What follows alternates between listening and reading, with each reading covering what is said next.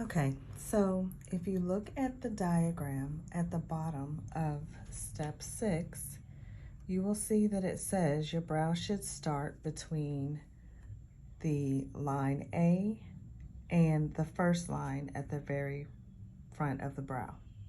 So what we will start doing is by figuring out where you want the bottom part of your brow to start and the top part. This will be determined by a few different things. If you already have brow hair, then you can use that definitely as your marker. If you don't have much, then you will kind of have to play around with it really to figure out what spot is the best for you. But a good rule of thumb is even looking at your fine baby hair that you might have, okay? So once you determine that, you'll just make a little mark on this side, then go to the other side, same thing. And then to find the top of your brow, you'll make your little lines. The biggest part is that you obviously want to try to make your brows as even as possible. So once you have determined where they should start in the front, we know that the arch section is here. So the way that you'll be able to figure that out is if you follow where the line D starts from the nose. So you're gonna go from the outside corner of your nose to the outside of your iris will kind of give you the general idea of where you want your arch to be. Then from the corner of your nose up to the outside corner of the eye will determine. These are just guidelines. They are not hard, fast rules. So this gives you just an idea, okay? So as you will see in your rules, your top and bottom lines need to run parallel to each other from the first part of the brow over to the arch, okay? So we'll start with the bottom line. And what you'll always want to do, instead of trying to draw just a straight, continuous line, you will use short, soft strokes.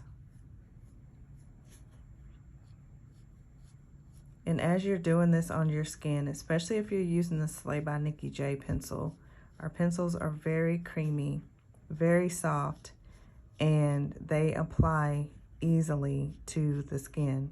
So you want to keep your hand as light as possible. You don't want to start out drawing harsh lines because you can always add more to it, but it's more difficult to remove, okay? So literally what I did was just short strokes, and you can compare it to the difference between drawing a line and sketching a line. You see the difference and how much lighter this is than that? So always try to be as light-handed as possible. Now we're going to go to the top line. Again, you're going to do the short strokes, and then you also remember that you want this line to run parallel to the top line, which means you have the same amount of space in between the top and bottom line throughout the brow until you reach the point of the arch, okay? So I'm going very light-handed, and I am working to keep my line as straight as possible. Now, some of you are going to be used to having a thinner brow. Some of you are going to want a fuller brow. Either way, if you follow the rule of keeping these lines, in which I got a little thinner here, so that's one good thing with me sketching my line lightly. I'm going to just add on top of this just a tiny bit. And that's what you do as you're building your brow.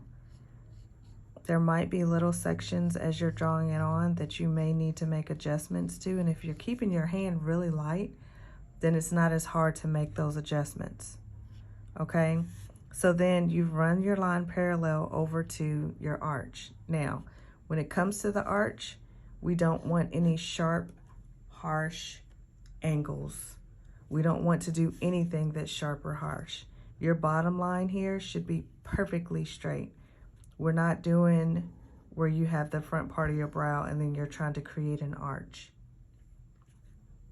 You want this bottom line just nice, soft, and defined. So on the bottom part, it's going to curve to go down to the tail at a point. And then on top, it's going to also curve.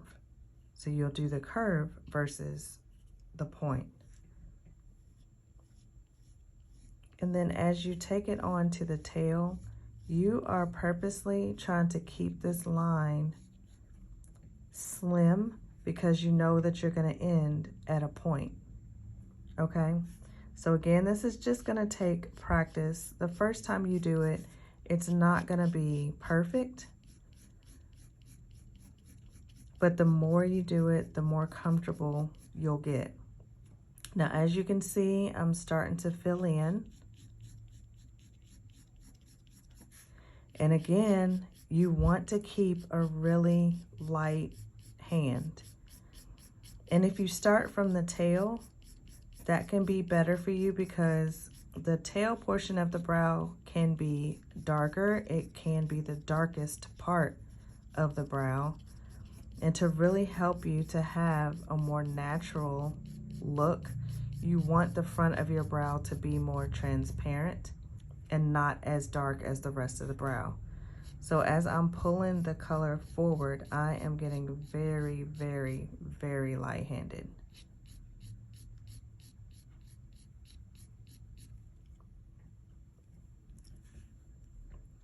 And so from looking at this, the front part here still looks a little bit wider than the rest. So I'm gonna just add a tiny bit more.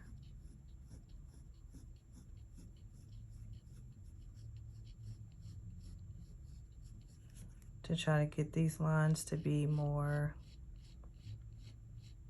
parallel to each other. And again, that is what you do when you are really trying to perfect drawing your brows on.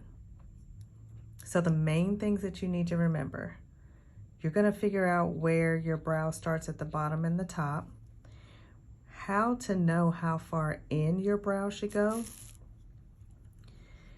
Instead of using the side of your nose or the corner of your eye, we all usually have like a divot in our nose here in the corner. So that's what you would use. It's going to be next to your bone and where your nose flares out down here. So that little indent in there is where you want to use to gauge. And sometimes what you can do is just lay your pencil like right there and take it up. And again, this is just a guideline. That may be kind of far in for you, or you may think that it doesn't come in far enough. So you can kind of gauge that. So for her, I'm gonna take it on over to where it says it should be. And what I'm doing is gonna keep it just really, really light and soft. And that makes your brow not look so harsh.